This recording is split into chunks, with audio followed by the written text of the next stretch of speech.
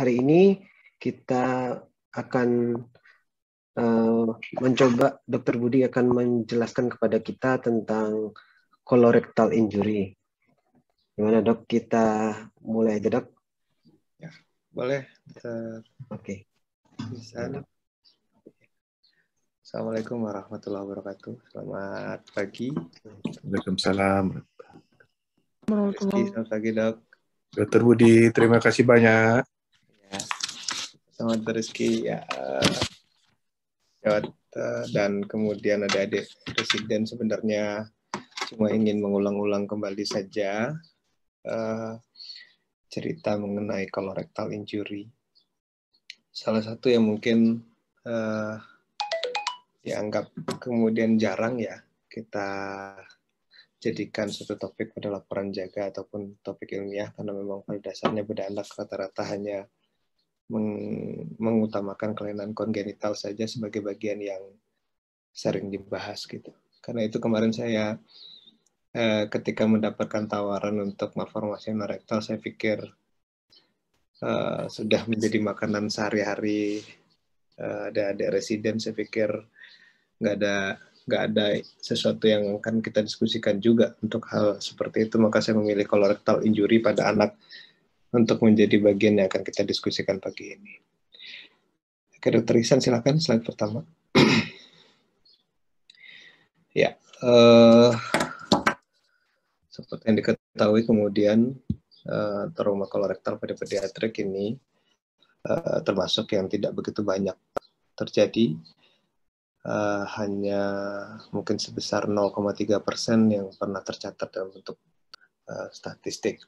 Nah, penyebabnya juga tetap variatif ya, sama seperti penyebab tumor kolorektal yang lain, di mana kemudian trauma tumpul, senjata api, dan luka tusuk menjadi penyebab. Untuk trauma tumpul menjadi hal yang paling sering karena memang anak-anak pada pola bermain dan beraktivitas seringkali memang kejadian trauma tumpul seringkali terjadi pada anak-anak ya. Sekitar 81,5% pada kejadian di Amerika tercatat sebagai penyebabnya diasalkan dari trauma tumpul abdomen pada anak. Slide, Dr. Chang. Nah, secara etiologi adalah cedera organ berunggah pada anak umumnya bisa terjadi karena trauma tembus, di mana cedera pada kolon dibandingkan dari semua cedera di bagian lain pada intestinal terhitung yang sangat jarang. Nah, trauma tumpul yang bisa disebabkan karena pukulan, karena pergerakan aktivitas, anak yang duduk dengan diikat seatbelt pada kendaraan, kemudian tekanan dan penyebab akselerasi dan deselerasi bisa menyebabkan trauma tumpul yang kadang-kadang tidak terdiagnosis di awal pada anak. Nah, trauma tembus bisa macam-macam penyebabnya, kekerasan senjata, atau kemudian pada saat bermain seperti yang sudah kita bahas tadi, kemudian anak-anak ini kemudian jatuh mengenai benda tajam atau tertusuk sesuatu yang tajam setelah jatuh dari jendela ya. Ini mungkin pernah dialami juga sama adik-adik residen ketika mungkin kabur waktu SD dulu. Syukur-syukur tidak ada yang kena kacanya. Kemudian insidensi trauma tumpul abdomen di Amerika itu mencapai 9 dari 100.000 anak. Di gambar sebelah melihatkan ada beberapa gambar cedera ya. Yang pertama cedera seatbelt, ya. Kemudian ada cedera stang sepeda yang di sebelahnya. Oke, mengingatkan kembali nih mengenai anatomi, bahwa kemudian cecum, kolon ascendent, kolon transversum, kolon descendent, kolon sigmoid, dan rectum bukan bagian dari kolorektal. Posisinya sepertinya semua sudah bisa dipahami. Mengingatkan bahwa pendarahan kemudian cecum hingga 2/3 proksimal dari kolon transversum itu diperdari oleh arteri mesenterika superior, dan kemudian 1/3 dari distal kolon transversum sampai ke rectum diperdarahi oleh arteri mesenterika inferior.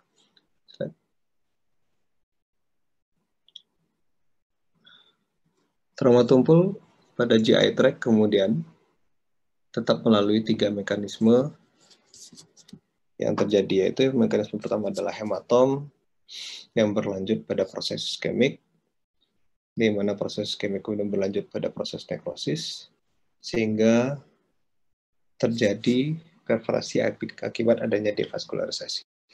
Ya. Kemudian hematom yang menyebabkan obstruksi yaitu muncul jika kemudian suplai darah terjaga, maka hematom dapat kemudian terserap secara berangsur-angsur, ya.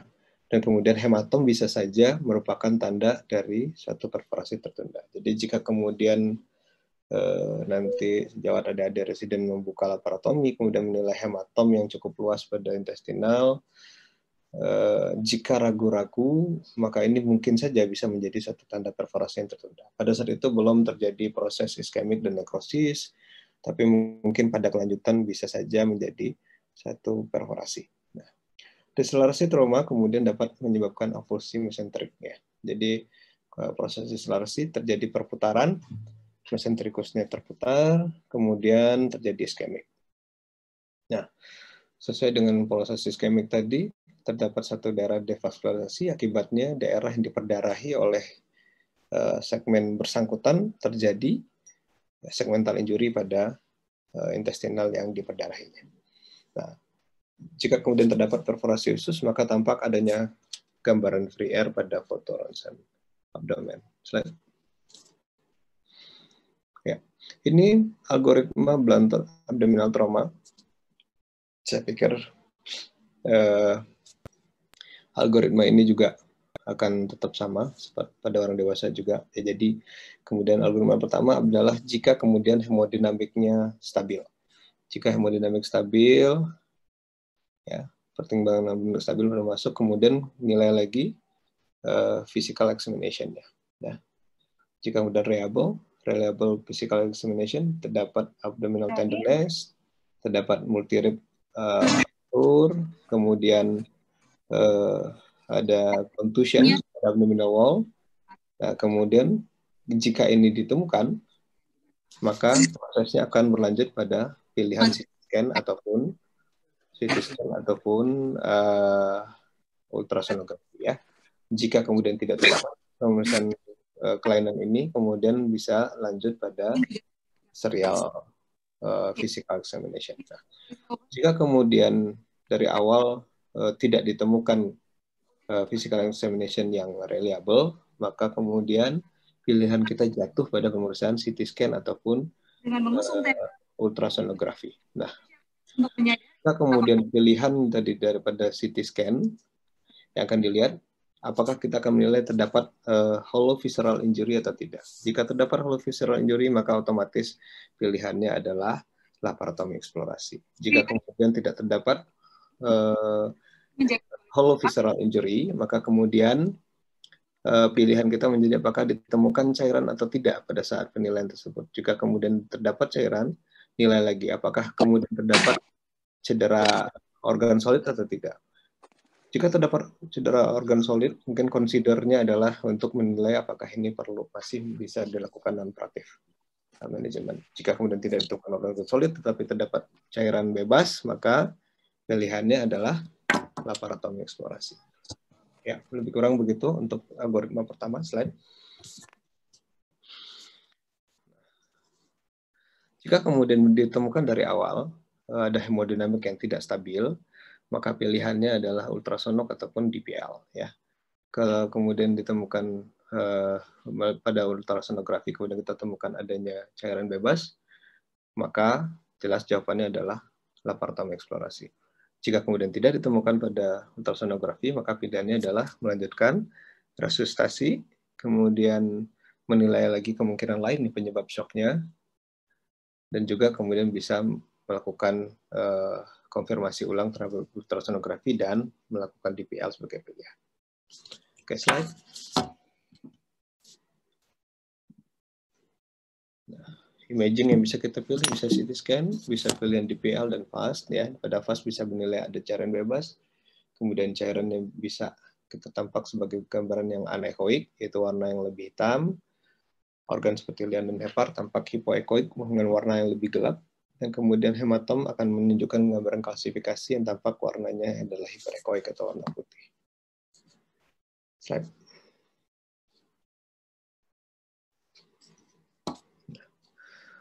Terdapat beberapa grading yang bisa dipakai untuk menilai terhadap kejadian injury pada kolon. Yang pertama adalah memakai skala Flint, ya, hanya membagi menjadi 3 skala Flint-nya, menjadi 3 grade 1, grade 2, dan grade 3. Ya, seperti yang bisa dilihat. Kemudian skala yang bisa dipakai berikutnya adalah colon injury scale. Ya, ada 5 grade ya. Kemudian colon injury scale ini dilakukan revisi lagi pada tahun 90 oleh American Association for Surgery of Trauma, di mana tetap punya 5 grade dengan perbedaan terhadap circumference dari luas sirkumferensinya dari lingkaran yang terkena pada colon injury. Ya, jika laserasinya kurang dari 50% pada revisi itu sudah masuk grade 2, sedangkan jika lebih dari 50% sudah masuk grade 3 pada colon injury scale yang revisi. Slide. Ya. Berikut adalah beberapa gambaran ya temuan intraoperatif pada trauma kolon. Yang pertama adalah luka tembak dengan kecepatan yang rendah ini yang dapat merupakan trauma yang sifatnya localized pada kolon yang bersangkutan. Dan kemudian gambar yang di sebelahnya adalah luka yang dengan kecepatan tinggi yang dapat mengakibatkan kerusakan kolon yang cukup hebat dan luas. Slide. Nah, manajemennya juga berlaku layaknya manajemen standar pada trauma, yaitu yang pertama adalah penilaian pada primary survey, ya, di mana tetap melakukan penilaian terhadap airway dan cervical spine control, kemudian menilai breathing dan ventilation, kemudian penilaian circulation dan hemorrhage control, kemudian penilaian disability, dan tetap exposure dan environment control pada yang last. Slide.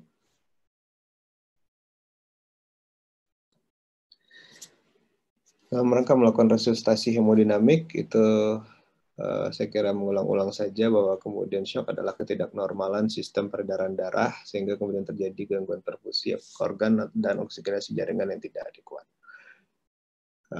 Pada trauma yang sering terjadi adalah shock hipovolemik, dengan tanda-tanda shock seperti yang sudah diketahui, takikardi, hipotensi, takipnu, akral dingin, dan kesadaran menurun. Pengelolaan yang perlu kita lakukan pada saat shock adalah yang pertama tentu harus kita kenali dari tanda-tanda shock tersebut, kemudian mencari penyebab shocknya, menghentikan pendarahan yang terjadi, dan memperbaiki volume dan perforasi perifer yang dapat dicapai. Ya. Kemudian resusitasi cairan bisa dimulai bila tanda dan gejala kehilangan darah atau yang diduga shock. Berikut adalah beberapa kriteria shock. Pembagiannya menurut beberapa kelas, ada kelas 1, kelas 2, kelas 3, dan kelas 4. Dan berikut dengan cairan pengganti yang menjadi pilihan. Ya. Slide. Berikut kisaran gambaran normal pada bayi sebagai gambaran penilaian, gambaran pada anak, penilaian untuk menilai apakah terjadi shock atau tidak. Sebagai contoh, untuk bayi kisaran usia 1 sampai 3 tahun untuk batita itu kisaran berat badan 10 sampai 14 kg, dengan Adi itu kurang dari 150 per menit dengan tekanan darah lebih dari 70, respirasinya kurang dari 40, dan urine outputnya paling mendekati 1,5 mg per kilogram per jam. Ya, itu berikut gambaran tabelnya. Slide. Ya. Ini salah satu pilihan dari melakukan resusitasi cairan ya. Ada banyak pilihan yang diambil untuk melakukan perbaikan atau resusitasi cairan. Salah satunya adalah yang kita pakai adalah kemudian memberikan 20 mg per kilogram lingers laktat sebagai solusi sebagai bolus, kemudian menilai ulang hemodinamik jika kemudian normal, ulangi evaluasi yang lain, kemudian melakukan transfer ke rumah sakit yang sesuai, kemudian lakukan observasi atau operasi sebagai pilihan. Nah, jika hemodinamik tidak stabil, kemudian lanjutkan dengan pemberian darah 10 ml per kilogram berat badan, kemudian jika normal, lanjutkan transfer, jika tidak normal, maka pilihannya adalah resusitasi laparotomi.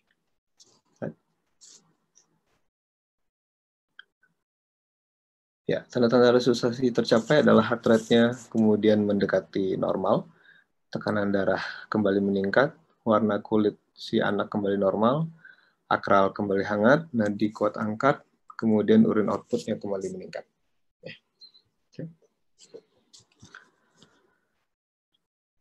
Nah, pilihan tindakan yang bisa dikerjakan adalah pilihan pertama adalah primary closure, atau kita jahit kembali robekan yang terjadi pada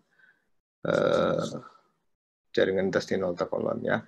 Dengan indikasi bahwa kemudian robekannya kemudian kurang dari 2 cm setelah dilakukan debris demam, kemudian pada luka yang terdapat di usus besar tersebut, jika robekannya kurang dari 2 cm, maka pilihannya adalah primary closure. Dan kemudian ada tambahan jika kebocoran yang terjadi tersebut mengkontaminasi dengan jarak yang kurang dari 5 cm dari sekitar luka robek. Ya. Jika lebih atau terdapat kontaminasi luas, maka mungkin pertimbangan primary closure tidak bisa kita jadikan pilihan.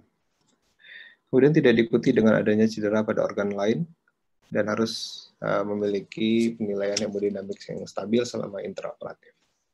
Slide. Nah, pilihan tindakan lain selain primary closure tentu adalah reseksi anastomosis dari usus halus sampai dengan usus besar, tergantung dari bagian mana yang kemudian terkena cedera. Nah, pilihan berikutnya adalah melakukan ileostomi jika memang terdapat trauma kolon yang berat, ya dengan prinsip menyerupai Hartmann atau Hartmann-like. Kemudian pilihannya adalah di versi lain adalah double barrel colostomy, atau kemudian melakukan direseksi dengan melakukan enkolostomi, ataupun dengan jahitan pengalihan pada bagian yang proksimal. Jadi artinya dilakukan penjahitan dan kemudian di stoma di bagian yang lebih proksimal daripada bagian yang kita lakukan closure.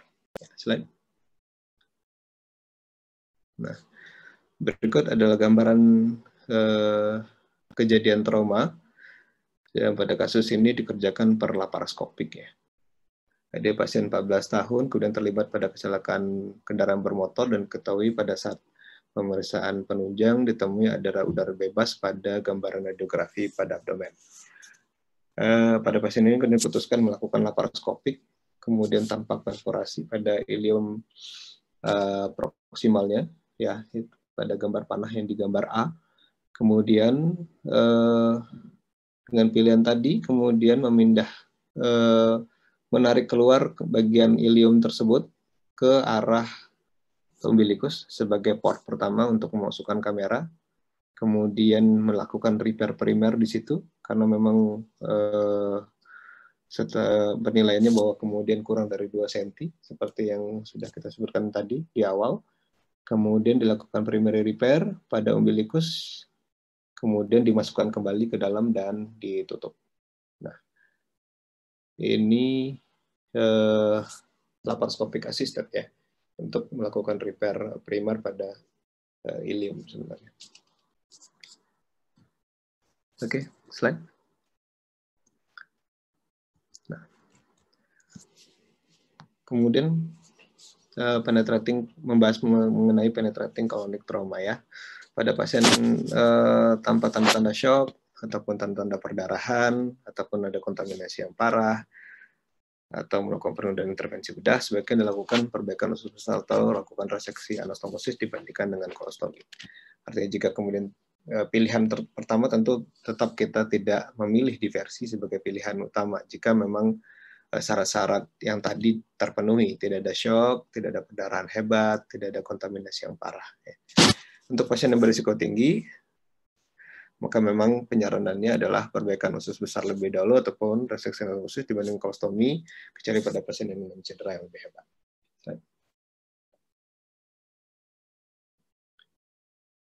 Ya, berikut adalah gambaran skema yang bisa digunakan jika terjadi penetrating colon injury. Pilihannya apakah jika dia non-destruktif hebat, maka pilihan primary repair menjadi pilihan utama. Jika kemudian terjadi trauma destruktif yang cukup hebat, maka pilihannya adalah jika kemudian diikuti dengan tidak ada abnormality fisiologik yang mayor, maka lakukan reseksi dengan primary anastomosis. Jika kemudian terjadi abnormalitas pada fisiologik secara major, kemudian pilihannya adalah consider diversion ya, ataupun damage control measures. Ini memang kita melakukan adalah secondary look pada melakukan laparotomi atau staging. Slide. Ya. Pada rectal injury, ya cedera rektum dapat terjadi melalui beberapa mekanisme. Ya, pada anak saat ini salah satu yang bisa muncul mekanismenya adalah pelecehan seksual. Salah satu penyebabnya ada stradal injury, kemudian watercraft injury, dan kemudian ada cedera-cedera lain yang tidak disengaja. Ya. Watercraft injury ini karena ada hidrostatik, kekuatan pada penorong masuk ke rektum terjadi perforasi. Nah, grading yang berikut adalah grading untuk rectum injury scale. Terdapat 5 gradingnya dengan ada penilaian sesuai dengan abbreviate injury score ya 2 sampai dengan 5 ya. Seperti ada diketahui ICE hanya dipakai untuk menilai tingkat kerusakan pada organ yang terkena dengan penilaian mulai dari 1 sampai dengan 6 ya. Pada cedera rektum penilaian tertinggi adalah kerusakan vaskular, itu nilai ICE-nya adalah 5. Slide.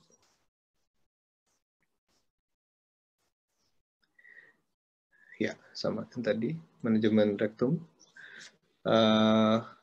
Oke. Ya, hampir sama ya, hanya masalah primary refer dan consider diversinya.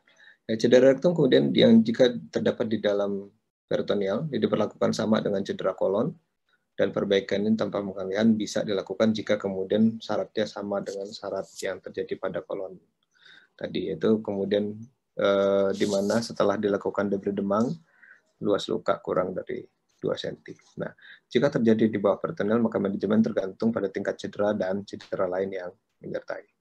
Ya. Menurut Eastern Association of Surgery of Trauma, kemudian guidelines merekomendasikan bahwa dilakukan diversi untuk kejadian kolon yang terjadi di bawah peritoneal. Ya. Ini juga disarankan oleh beberapa ahli bedah anak juga melakukan diversi merupakan salah satu pilihan. Nah, untuk cedera yang kurang dari 50% dari lingkar usus, maka perbaikan secara transanal dapat dilakukan tanpa pengalihan. Dan dalam kasus dengan lebih 50% lingkaran terlibat atau kerusakan yang signifikan dari jaringan sekitarnya, maka pilihan melakukan diversi sebagai pola perbaikan luka sebaiknya dilakukan.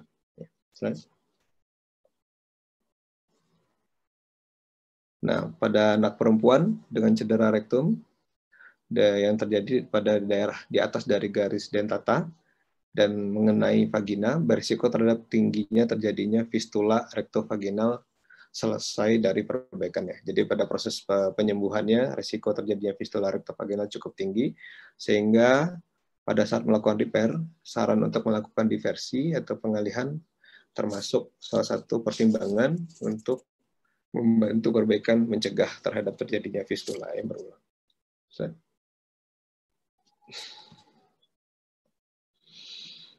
Berikut grading pada trauma perineum, ya, di mana terdapat 4 sebenarnya, 4 grading dengan grading 3 terbagi menjadi 3A, 3B, dan 3C, di mana derajat pertama hanya mengenai pada kulit saja dari sekitar perineum, kemudian derajat kedua sudah mengenai otot tapi belum mengenai anal sphincter. Nah, derajat ketiga itu sudah mengenai anal sphincter kompleks. Dengan pertimbangan pembagi gradingnya adalah jika 3A itu kemudian kurang dari 50% eksternal anal sphincter. Jadi sphincter anal eksternalnya hanya kurang 50% yang terkena. Kemudian jika lebih 50% dari eksternal anal sphincter terkena, itu masuk grading 3B. Kemudian jika kedua-duanya eksternal anal sphincter dan kemudian internal anal sphincter terkena, itu masuk dengan 3C. Derajat keempat adalah injury yang mengenai kompleks sphincter internal dan jaringan luas pada daerah sekitar. Berikut beberapa gambaran secara ini, bahwa kemudian remaja ini kemudian mengalami cedera stridal injury, ya, yang jatuh dari trampolin. Karena khawatir cederanya lebih parah daripada yang dilihat, maka observasi kemudian dilakukan dalam analgesia, dibawa ke kamar operatif dan dianalgesi, kemudian dilakukan evaluasi secara menyeluruh. Akhirnya pada pertimbangan dilakukan penjahitan primer dan hanya menempatkan drainase saja pada jalur perirektal. Karena kebetulan ternyata setelah dalam penilaian kemudian termasuk grading 3B. Grading 2, ya, hanya mengenai otot.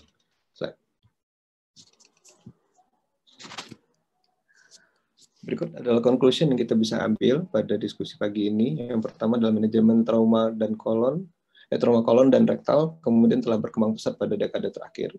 Kemudian primary repair tetap menjadi salah satu pilihan yang sangat baik untuk sebagian besar luka tembus usus dan dubur dengan syarat-syarat yang tertentu. Kemudian ketika luka cukup destruksi, reseksi dan anastomosis harus dipertimbangkan untuk dilakukan. Nah, pada cedera yang lebih parah dan memiliki kebutuhan transfusi darah yang lebih tinggi ataupun komorbid medis yang sudah ada sebelumnya, maka pertimbangan diversi harus menjadi pertimbangan yang untuk tindakan yang akan dipilih. Nah, pada saat melakukan laparotomi, maka pertimbangan melakukan anastomosis atau diversi tergantung oleh banyak faktor.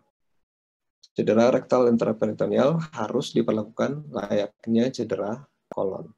Dan perbaikan primer dengan atau tanpa diversi adalah prinsip pengobatan utama untuk cedera ekstraperitoneal, tetapi kolostomi saja tanpa perbaikan dapat dipertimbangkan untuk cedera yang secara teknis sulit diakses. Jadi maksudnya kolostomi saja untuk paling tidak menghentikan dulu proses kontaminasi yang lebih berat untuk cedera yang sulit diakses.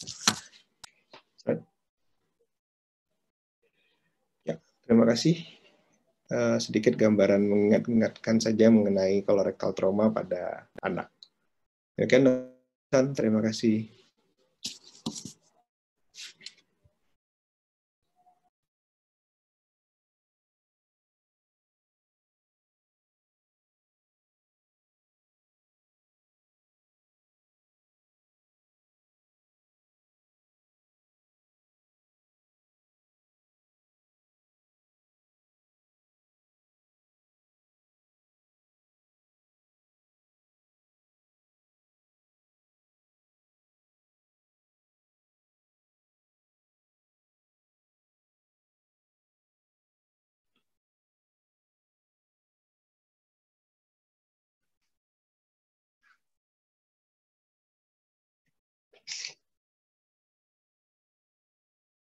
Ya, silakan kepada Dr. Mufti, kita silakan.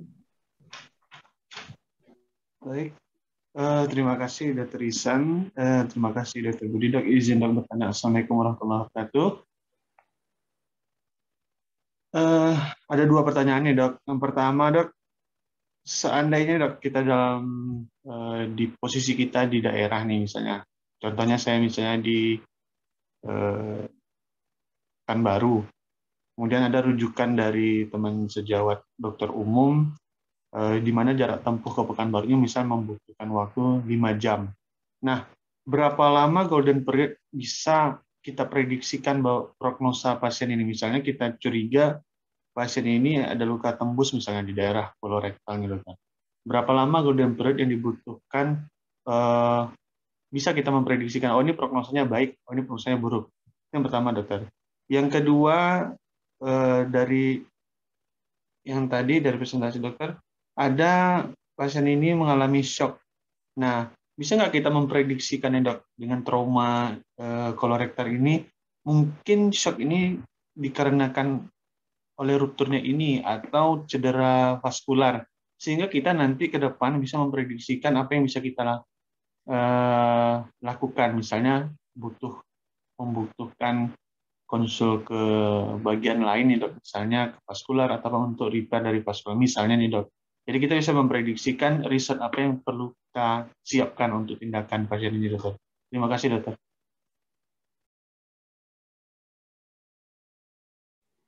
Ya, terima kasih Dr. Mufti. Dr. Ihsan, kita langsung jawab satu. Saya tergantung moderator. Silakan, ya boleh dokter, silakan dok. Ya, kita diskusi saja ya. Nanti ada Dr. John dan Dr. Rizky juga mungkin bisa menambahkan atau penangi teman-teman yang lain ya. Ya, Dr. Mufti, untuk pilihan golden period saya pikir tetap inti kembali kita utamanya adalah masalah restorasi cairan dulu. Ya, bahwa kemudian masalah transfer tadi sudah kita bahas juga pada saat melakukan resusitasi pada shock. Inti pertamanya adalah tentu mencegah, menjaga bahwa kemudian vaskularisasi dan resusitasi cairan dalam kondisi yang wajar.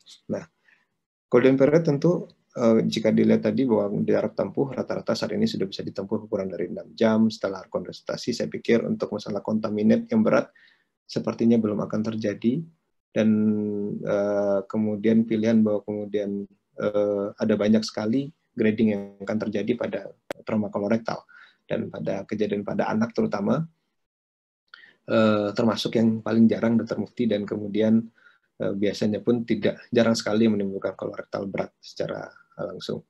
Nah, untuk pilihan shock, sepengalaman saya juga dan membaca tadi beberapa kasus, bahwa kemudian rata-rata shock yang terjadi biasanya diikuti oleh trauma di tempat yang lain. Sehingga kemudian jika kemudian terjadi sudah dilakukan resusitasi dan bleeding yang tampak sudah kita berhentikan, harusnya terjadi respon yang sangat baik pada saat dilakukan resusitasi hemodinamik.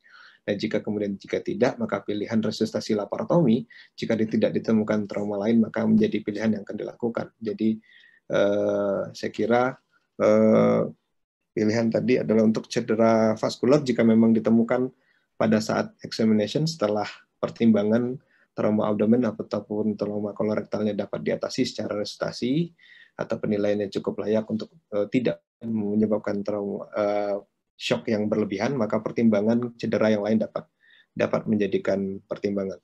Tapi saya kira berdasarkan kasus tadi, khusus untuk bedah anak sepertinya trauma kolorektal tidak terlalu tinggi untuk kejadian shock. Demikian. Dr. Mufti. Izin dok, seandainya kita memprediksikan terjadinya perdarahan yang cukup masif di intraabdomen, dokter. Dalam kasus anak ini, apakah kita boleh mempertimbangkan pemberian anti perdarahan? Pada referensi terakhir, pada saat ATLS itu, kalau saya nggak salah, kurang dari 3 jam pemberian anti perdarahan itu tidak sangat berarti pada kasus dewasa. Bagaimana dengan kasus anak, dok? Terima kasih, dokter. Ya, saya belum pernah membaca secara penuh masalah pemberian anti perdarahan pada anak, Dr. Mufti, tapi berdasarkan dengan skema-skema yang sudah dibahas pada beberapa kasus dari trauma pada bedah anak, pemberian anti pendarahan tidak termasuk salah satu yang dianjurkan untuk dilakukan. Tapi yang paling tepat adalah memang melakukan resusitasi yang tepat dan kemudian segera untuk menghentikan sumber pendarahan adalah menjadi pilihan yang lebih baik. Demikian. Terima kasih, dokter. Iya, terima kasih Dr. Mufti.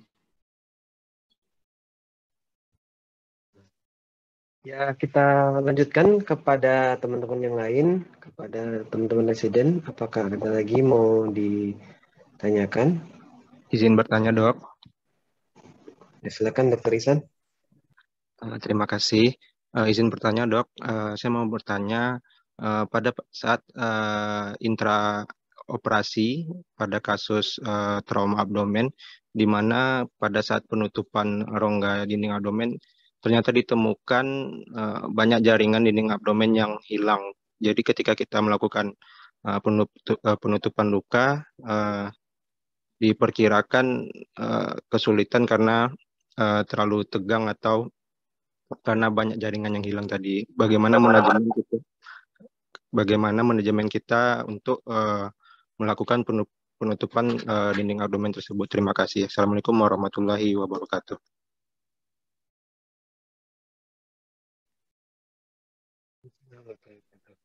Terima kasih, Dr. Ihsan. Ya, untuk yang hilang jaringannya, jaringan ototnya atau sampai dengan kulit, Dr. Ihsan? Ini dilakukan debris demam hebat ya? Ya, sebegitu masif debris demamnya sampai jaringannya hilang semua. Oke, tapi pertimbangannya begini. Kalau kemudian yang hilang adalah jaringan otot, Maka jika jaringan kulitnya dapat menjadikan pertimbangan untuk ditutup, maka pilihan menjadikan dia hernia ventral adalah pilihan yang menjadi pilihan pertama. Karena memaksakan dia menutup dalam kondisi yang tegang ataupun tarikan yang hiper, itu juga akan berakibat pada kerusakan yang lebih hebat secara penutupan jaringan. Nah, jika kemudian kerusakan ini terdapat pada kerusakan kulit yang cukup hebat dan tidak bisa ditutup, maka pertimbangan menjadikan ini sebagai penutupan dengan beberapa pemakaian penutup sementara, seperti kita perlakukan pada kasus-kasus gastroschisis dapat menjadi pilihan. Tapi tentu ini bukan pilihan definitif di tarisan, ya. Kita bisa memakai beberapa penutup yang sifatnya steril untuk melakukan penutup sementara sebagai pengganti kulit untuk mencegah terjadinya kontaminasi dari luar ke dalam ataupun kehilangan cairan dari rongga intraabdomen ke luar. Demikian, Dr. Isan. Terima kasih, Dok. Gimana, Dok? Ada yang ditanyakan lagi, Dr. Isan? Cukup, Dok. Terima kasih, Dok. Oke. Dr. Irham, apakah ada yang mau ditanyakan? Silakan. Bismillah. Dok, mau izin bertanya, Dok. Ada kasus-kasus yang kita temukan untuk yang kasus colorectal injury pada anak, itu seberapa lama kita memberikan resusitasi, Dok? Lebih dari kasus yang saya baca tadi kan ada yang high trauma sama yang low trauma, Dok. Kan pada anak-anak kita sulit untuk menentukan, terutama dari segi anamnesis, Dok. Apakah ada perbedaan, Dok, untuk pemberian terapi cairannya?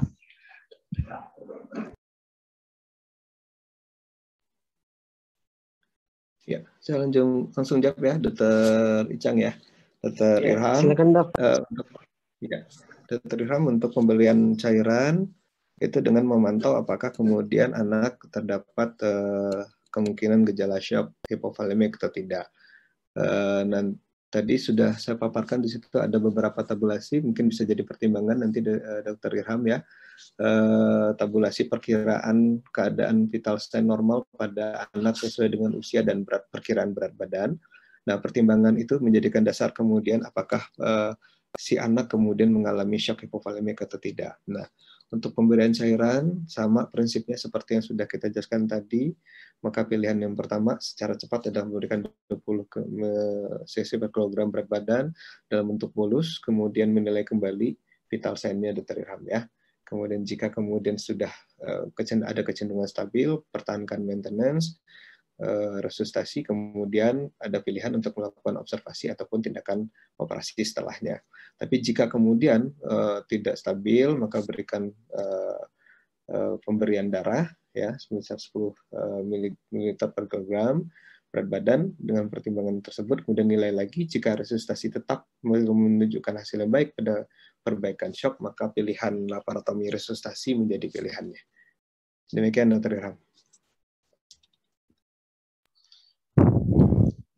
Baik, terima kasih, Dok.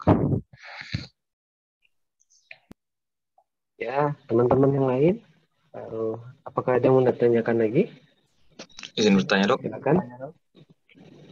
Dr. Edo, silakan, Dr. Edo. Tadi sempat dibahas sedikit tentang colorectal injury pada perempuan, salah satunya akan ada risiko terjadinya fistel rektovagina.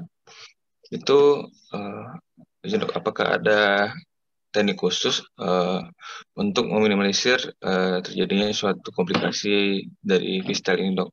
Apakah dengan kolostomi reversi dan mungkin berapa lama bisa kita pertahankan kolostomi reversinya untuk mengurangi fistel ini, Dok? Atau cara lain, Dok? Terima kasih, Dok.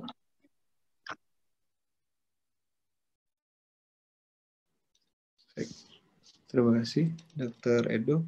Izin saya menangkap pertanyaannya. Jadi, apakah terdapat teknik khusus pada saat melakukan repair cedera pada rektum yang mengenai vagina, gitu ya? Iya, Dok. Betul. Ya, tadi sudah kita bahas pada Dr. Edo bahwa memang pada kejadian seperti ini, pilihan melakukan perbaikan fistal dengan lebih ekstra hati-hati dan lebih sedikit kontaminasi menjadi pilihan yang utama. Sehingga kemudian melakukan diversi pada kasus ini menjadi pilihan yang paling baik untuk mencegah kontaminasi berulang. Satu. Kemudian sehingga membutuhkan waktu, memberikan waktu kepada perbaikan jaringan untuk mencapai hasil yang lebih baik. Nah, cuman emang secara khusus tidak ada teknik yang memang khusus untuk melakukan diversnya, tidak. Cuman pilihan diversi untuk mengurangi kontaminasi menjadi pilihan terbaik untuk mencegah terjadinya fistal rectovagina pada saat terjadinya penyembuhan. Jadi memaksakan dia untuk melakukan perbaikan tanpa melakukan diversi sepertinya akan mempertinggi kejadian fistal rectovagina pada kasus anak perempuan. Demikian, Dr. Edo. Terima kasih, Dok. Ya.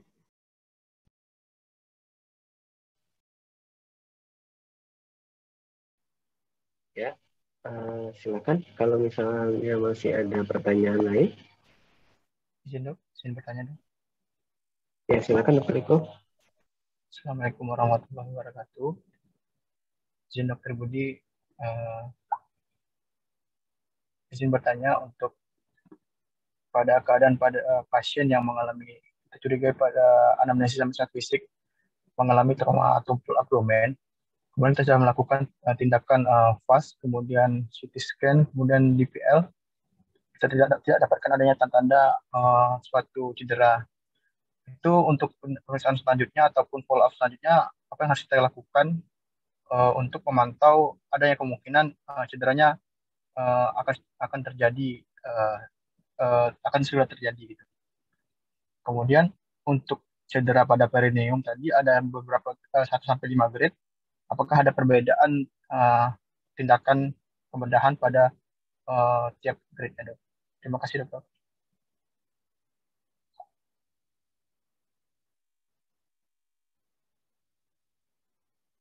Ya, terima kasih Dr. Wiko. Kebetulan sinyal saya agak kurang jelas, tapi saya mengulangi saja pertanyaan. Yang pertama adalah pemantauan lanjutan jika kemudian pada saat dilakukan DPL di awal kita tidak menemukan kelainan, begitu ya? Ya, dok, kita lakukan DPL, CT scan, dan FAST, kita tidak menemukan adanya kecurigaan itu, dokter. Oke, jika kemudian dilakukan pada pemeriksaan awal, tadi tidak ditemukan kecurigaan, maka pilihannya adalah rawat konservatif dulu, Dr. Wiko, dan kemudian menilai kembali serial physical examination dalam perkembangan kejadian hari per hari pada pasien tersebut.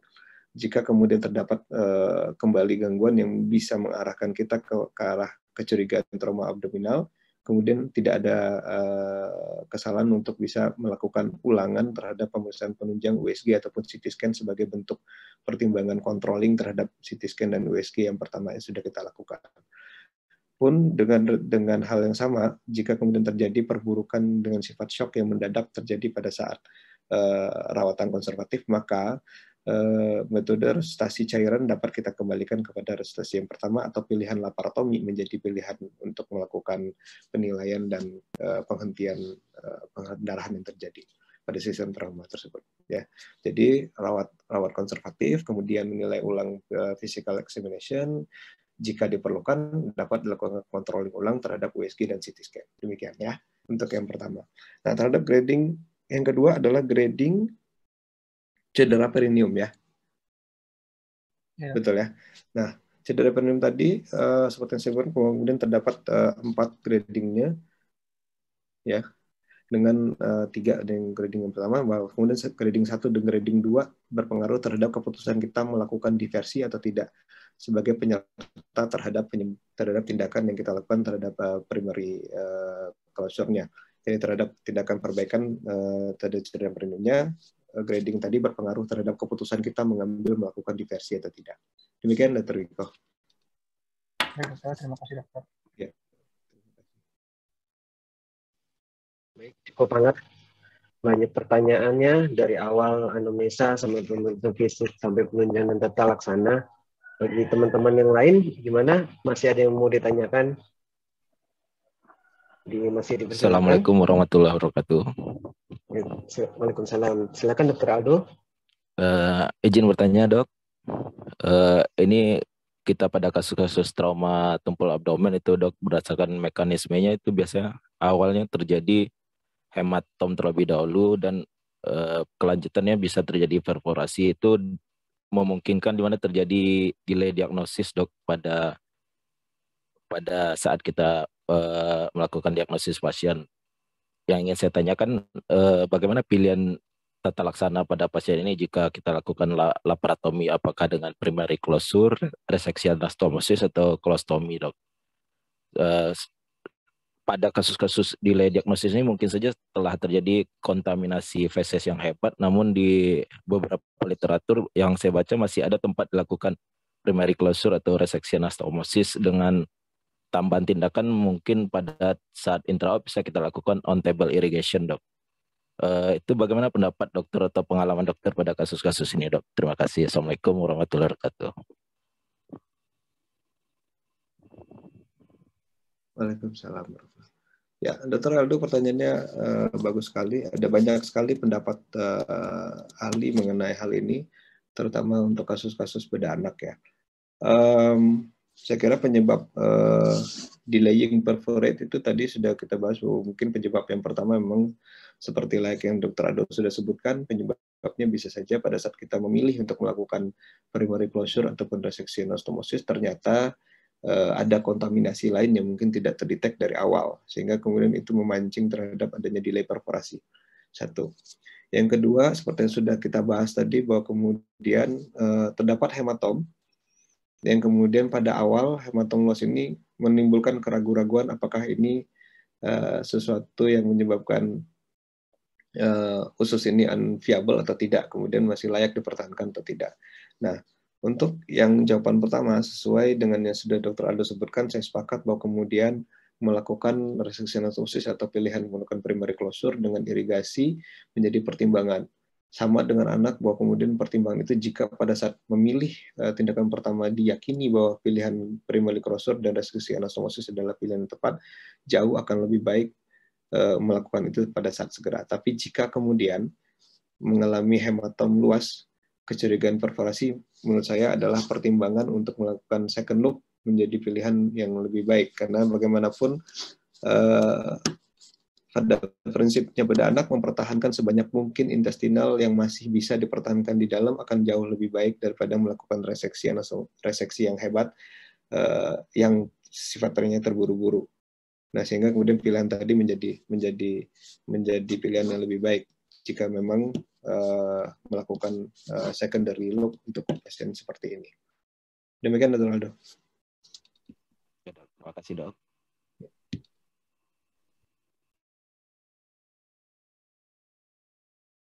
Ya, silakan. Bagi teman-teman PPDS lain, apakah masih ada yang mau ditanyakan kepada Dr. Budi?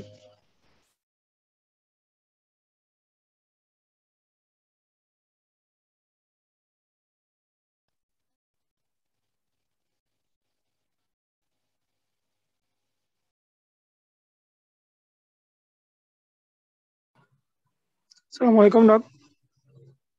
Silakan Dr. Rahman. Izin bertanya, Dok. Untuk pada algoritma itu kan untuk pilihan pada trauma tumpul abdomen itu antara ada di peritoneal lavase, Dok. Apakah kita masih boleh mengerjakannya untuk kondisi saat ini, Dok? Kemudian yang kedua, untuk pilihan laparoskopi kapan bisa dikerjakan pada kasus-kasus trauma kolorektal ini, Dok? Terima kasih, Dok. Ya, terima kasih, Dr. Hanan. Ya, pilihan DPL menjadi salah satu pilihan yang ada pada skema, meskipun pada saat-saat seperti sekarang, terutama pilihan DPL tidak lagi dijadikan pilihan terutama pada kasus anak ya, karena termasuk semi ekspansif juga tindakannya, sehingga pilihannya mungkin kita kembalikan pada pilihan memilih konservatif ataupun operatif treatment. Nah, sesuai dengan pertimbangan penilaian dari physical examination dan penunjang-penunjang yang tidak melakukan tindakan yang lebih ekspansif. Tapi tadi itu saya sengaja membaca itu karena memang itu adalah beberapa yang dimasukkan pada guideline saya Dr. Hanan ya, meskipun tidak lagi menjadi pilihan kita pada saat ini, terutama untuk kasus-kasus anak. Nah, untuk pilihan laparoskopi terus terang saya pribadi itu adalah beberapa kasus yang kita baca dari kasus-kasus yang terjadi di luar juga. Di luar, saya belum pernah mengerjakan untuk laparoskopi pilihan utama pada kasus trauma pada anak ya. Karena memang pertimbangannya pada kasus-kasus kita rata-rata datang dalam kondisi sudah delayed dan kemudian sudah dengan kontaminasi yang hebat sehingga pilihan laparoskopi sepertinya tidak menjadi pilihan yang utama ya. Jadi mungkin jika kemudian ada kasus early kemudian dengan kondisi yang sangat stabil dan kejadiannya baru sangat dan kecurigaan kita sudah mengarah pada adanya perforasi pada intestinal, maka pilihan mencobakan melakukan laparoskopik seperti yang sudah kita lakukan tadi, seperti gambar tadi, bisa menjadi pilihan. Tapi yang tadi itu juga laparoskopik assisted, Dr. Hanan ya, kemudian mengarahkan ilmunya untuk dilakukan repair di luar rongga intraabdomen. Demikian Dr. Hanan. Terima kasih, Dok.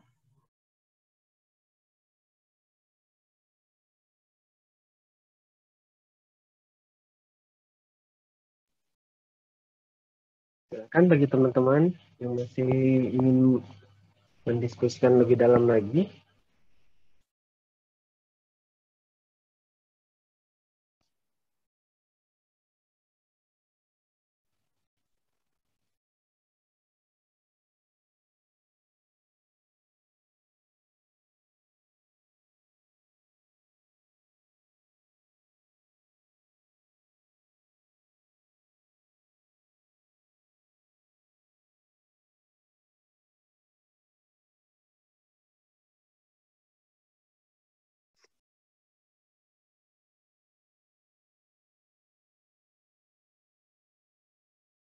Bagaimana? Apakah masih ada yang mau ditanyakan? Assalamualaikum, Dok. Izin bertanya, Dok. Silakan, Dr. Leo. Jika misalnya intraoperatif pada kasus trauma trumpul abdomen dengan hemodinamik stabil kita sudah buka misalnya, Dok. Lalu ditemukan ada cedera pada daerah mesenterium atau vaskularisasi pada kolon, itu apa yang harus kita lakukan, Dok? Untuk kita menilai apakah ini kita reseksi atau ini kita observasi saja, Dok. Terima kasih, Dok.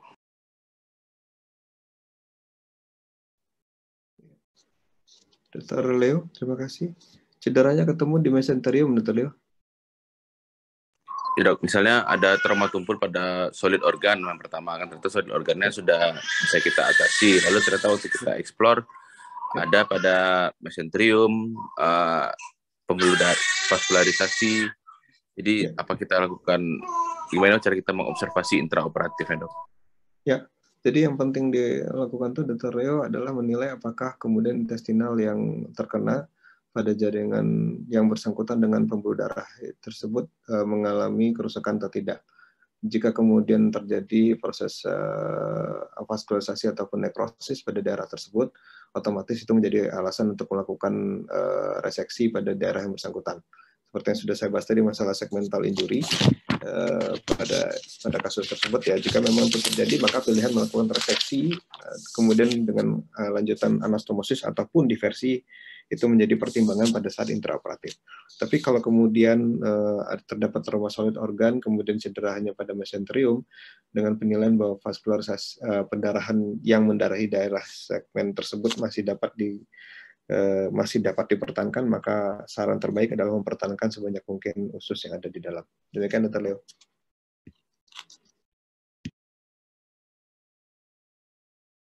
Baik, Dok. Terima kasih, Dok.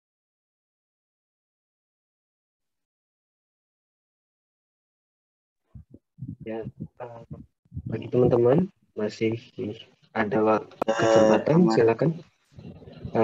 Ya, silakan Dr. Andre. Assalamualaikum.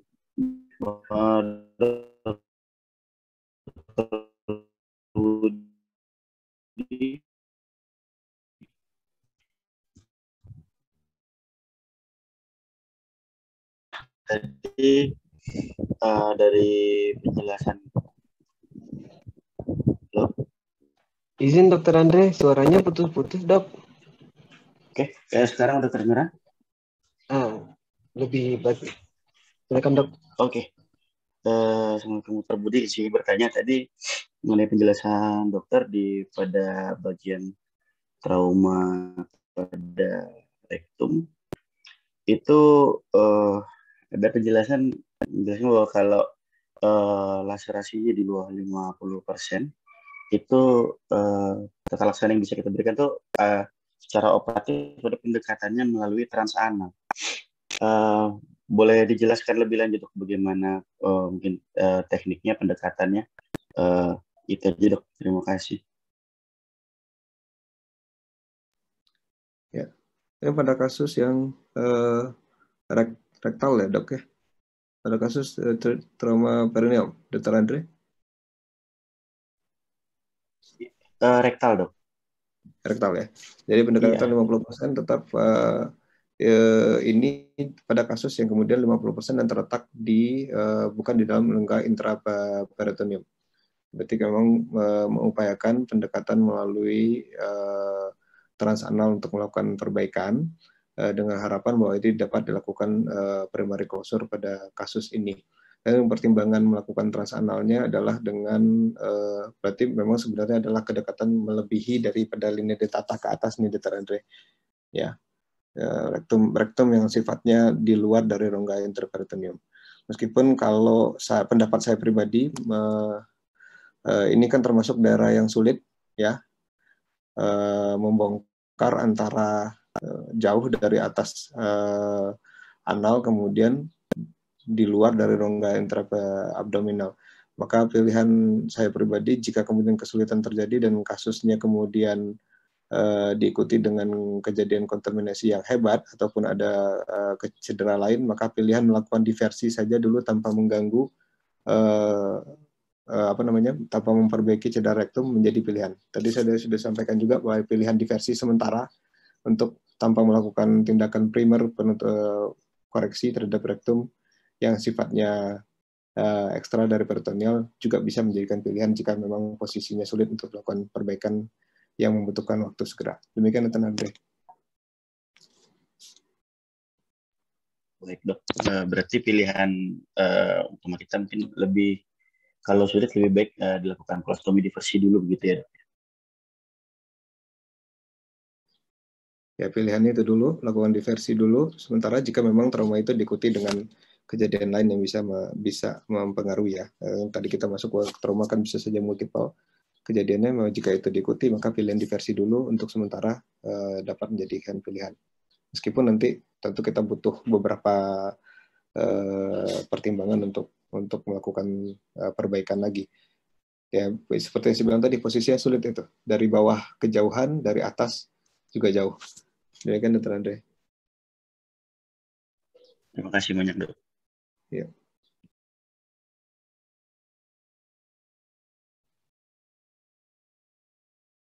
Bagaimana teman-teman? Apakah masih ada yang ingin bertanya?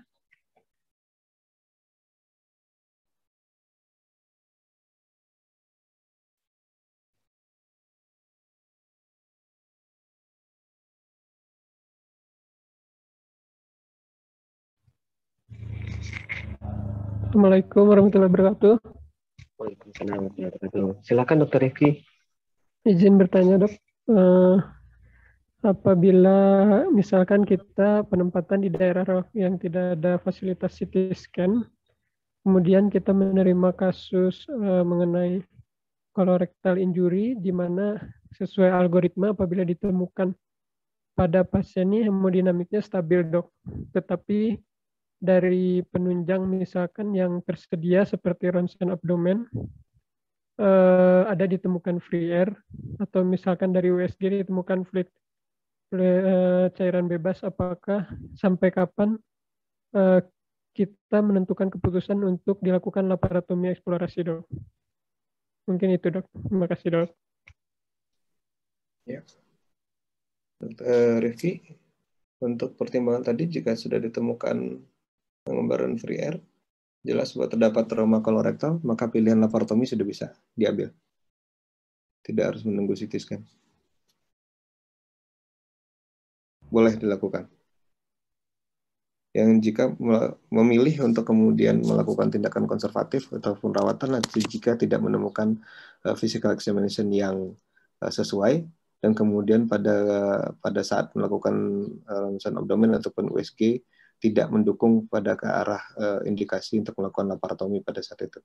Jadi misalnya tidak terdapat cairan bebas ataupun tidak terdapat gambaran udara bebas pada saat melakukan USG ataupun ronsen abdomen, maka pilihannya adalah rawat konservatif. Nah, tapi jika kemudian sudah menemukan gambaran cairan bebas, kemudian tidak menemukan gambaran curiga solid organ lain yang terkena, maka pilihan laparotomi bisa menjadikan pilihan Dr. Riki untuk dilakukan sebagai tindakan pilihan. Demikian, Dok.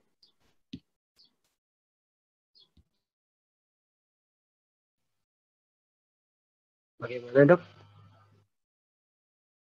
Ada tanggapan atau masih ada teman yang ingin bertanya?